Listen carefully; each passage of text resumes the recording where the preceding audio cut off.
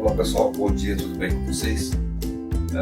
Hoje eu vou falar sobre um assunto diferente. Eu tenho sempre falado sobre as boas práticas de aplicação, mas hoje eu vou falar sobre a RDC 304 de 2019, que trata das boas práticas de distribuição, armazenagem e transporte. Perfeito?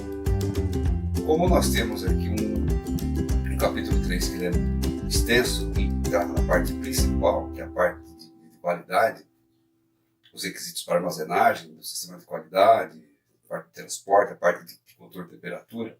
Então hoje, nesse vídeo, eu vou falar do capítulo 1, 2 e o capítulo 4.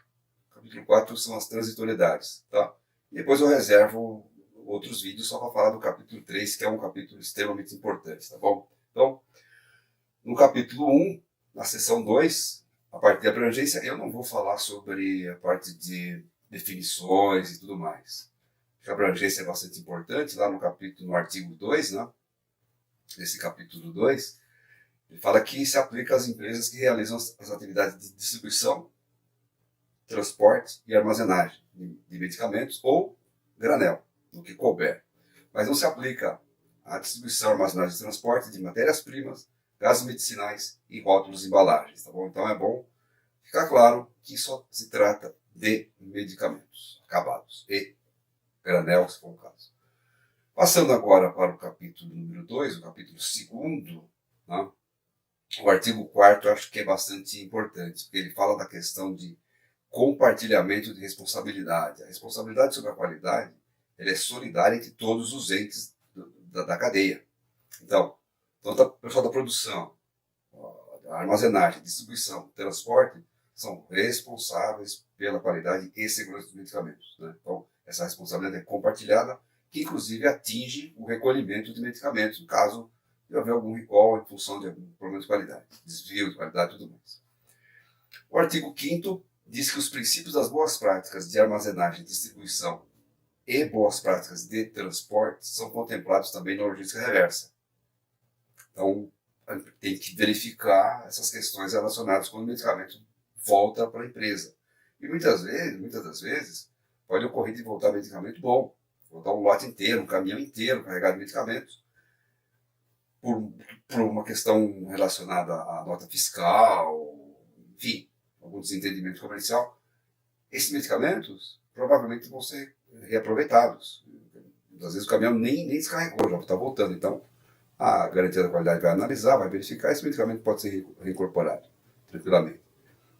Mas tem que observar os princípios das boas práticas de distribuição, armazenagem e transporte também na logística reversa de medicamentos. Não é a logística reversa lá de recolhimento de resíduo de medicamento.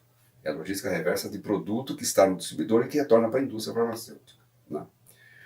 O artigo 8º, esses entes do transporte, da distribuição e da armazenagem devem dispor do sistema de garantia de qualidade para verificar e assegurar os requisitos específicos. Então, tem que haver uma equipe lá dentro, tem que ter um sistema desenvolvido. E notem que agora não se fala mais na garantia da qualidade, no controle da qualidade, unidade de qualidade.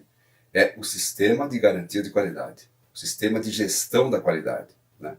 Então, não é simplesmente a garantia, mas é um sistema de gestão. Então, muito importante notar esse fato, porque estabelece para esses entes a necessidade de haver um sistema efetivo de gestão de qualidade. Né?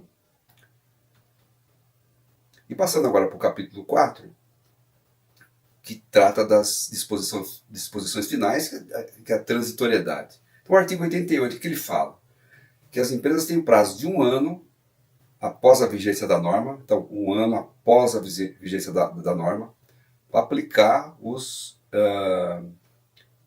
requisitos estabelecidos nos incisos 2 e 3 do artigo 64. Tá? Então, o que é isso? O artigo 64 fala que são obrigações das empresas de transporte monitorar as condições de transporte, especificação de temperatura, acondicionamento, armazenagem e umidade do medicamento via instrumentos calibrados. Então, esse é inciso 2. Inciso 3.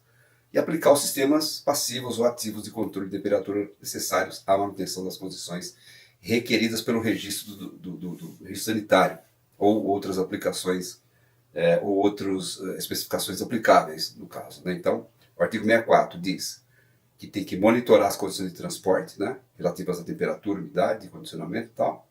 E depois, o inciso 3, aplicar sistemas passivos ou ativos de controle de temperatura e umidade, tá? Tanto na distribuição, como na armazenagem, como no transporte.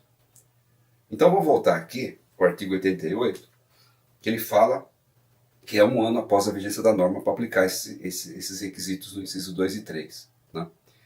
E qual que é o prazo? 20/3/2022. A gente pode ser um pouco aí, né, flexível e dizer que é 19/3/2022, mas é 20/3/2022, tá bom? Mas eu vou explicar lá na frente por que é 20/3/2022.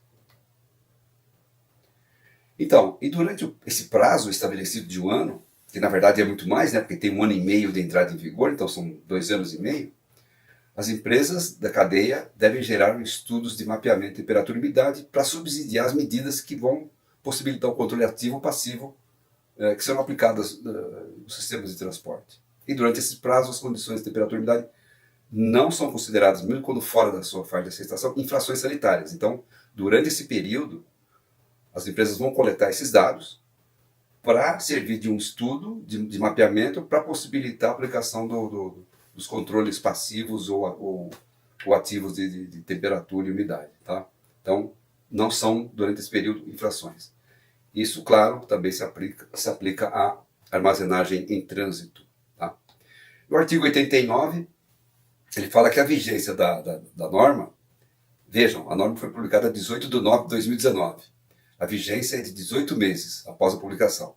Estou fazendo as contas aqui, eu acho que eu não faltei nenhuma aula de matemática, lá nos anos 60 e 70, e acho que dá para fazer essa conta. Então, 18/9/2019, mais 18 meses, nós estamos falando em meses, não estamos falando em dias, então, quando fala em dias, a contagem é diferente, percebam? Então, nós estamos falando de contagem de meses, isso cai na data de 19/3/2021. Então, a partir de 19/3/2021, toda essa resolução 304 está valendo.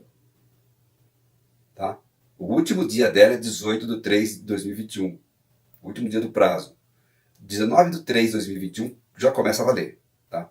E o parágrafo único dessa norma, excetuando o disposto no caput do artigo, o artigo 7º, que tem vigência imediata com a publicação. O artigo 7º é aquele que fala que as empresas distribuidoras podem comprar e vender uma para outra. Só isso. Então, durante esse período de vigência da norma, somente o artigo 7º estará vigindo. A partir do dia 19/3, toda a norma entra em vigor, com exceção do que eu falei aqui no artigo 88, que passa a vigir 1 ano após a vigência da norma. Então, 1 ano após 19/3/2021, que é a vigência da norma, passa a valer os incisos 2 e 3 do artigo 64, que cai no dia 20/3/2022. Então, 20/3/2022, todas as empresas já devem monitorar e controlar a temperatura do transporte e na armazenagem. Tá certo? Então, gente, era isso. Esse assunto aqui é bastante nevrálgico para todo mundo. E nos próximos vídeos eu vou gravar vou dar mais informações para vocês, vou falar mais sobre essa questão do artigo 64 e, enfim, explicar um pouco mais sobre essa questão da temperatura e umidade, tá bom? Espero que tenha sido claro, que vocês tenham gostado e continue me seguindo aí nas redes sociais, né? E essa informação aqui sobre prazo eu vou colocar aqui, estou colocando aqui em laranja aqui nesse vídeo para ficar claro com vocês, tá bom? Então um abraço e muito obrigado.